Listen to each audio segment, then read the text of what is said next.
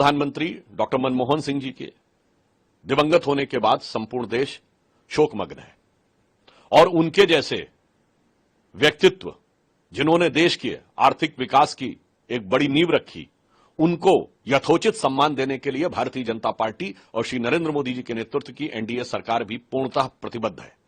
और इसी के दृष्टिगत कल कैबिनेट ने अपनी बैठक में यह तय किया कि मनमोहन सिंह जी की स्मृति में एक स्मारक और समाधि स्थल बनाया जाएगा और इसमें जो भी प्रक्रियागत समय होगा कांग्रेस पार्टी को यह कन्वे किया गया।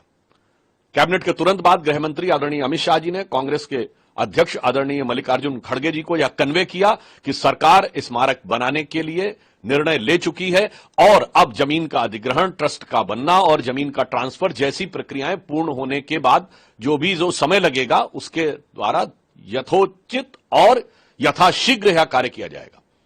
परंतु बहुत दुख की बात है कि कांग्रेस पार्टी, जिसने जीवन काल में डॉक्टर मनमोहन सिंह जी को कभी सम्मान नहीं दिया, हमें याद रखना चाहिए कि अंतिम चरण में 2014 में उन्होंने एक राष्ट्रीय स्मृति बनाने का प्रयास किया था, क्योंकि जब उन्हें लगा था कि सरकार जाने वाली है, जिन्होंने अपने जीवन काल में कभी डॉक्टर मनमोहन सिंह को सम्मान नहीं दिया, आज उनकी मृत्यु के बाद भी वह उनके सम्मान के ऊपर सियासत करते नजर आ रहे हैं। यह बहुत दुखद है।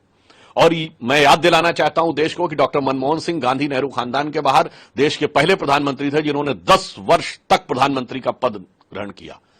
और यह भी याद दिलाना चाहता हूं कि कांग्रेस पार्टी ने नेहरू गांधी खानदान के बाहर किसी भी प्रधानमंत्री को सम्मान नहीं दिया। देश के पहले प्रधानमंत्री जो नेहरू गांधी खानदान के बाहर थे, जिन्होंने 5 साल पूरे किए, वो श्री पीवी नरसिम्हा राव थे। उनके साथ क्या हुआ है सबको पता है। प्रणब मुखर्जी जी की ऑटोबायोग्राफी और उनके परिवार के लोगों ने जो संस्मरण लिखे हैं उसमें प्रणब मुखर्जी जी के साथ क्या हुआ है सबको पता है। कांग्रेस पार्टी का इतिहास रहा है कि उनके प्रथम परिवार के बाहर के किसी भी नेता को सम्मान नहीं दिया गया। सरदार पटेल से लेकर लाल बहादुर शास्त्री जी से लेकर पीवी नरसिम्हा राव तक के दर्जनों उदाहरण देश के सामने हैं। कम से कम आज इस दुख की घड़ी में राजनीति करने से बाज आना चाहिए।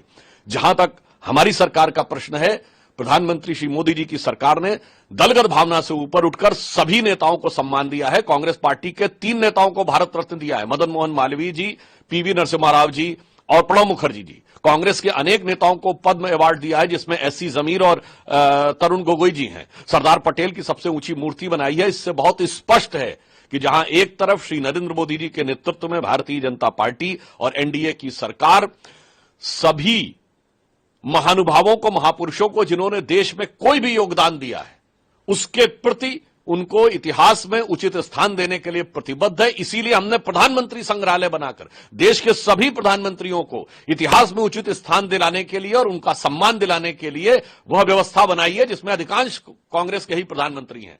परंतु आज मैं पुनः कहना चाहूंगा, यह दुख की बात है कि डॉक्टर मनमोहन सिंह जी के कार्यकाल में जिस प्रकार का उनके साथ बर्ताव हुआ है, देश के साथ कुछ छुपा हुआ नहीं है।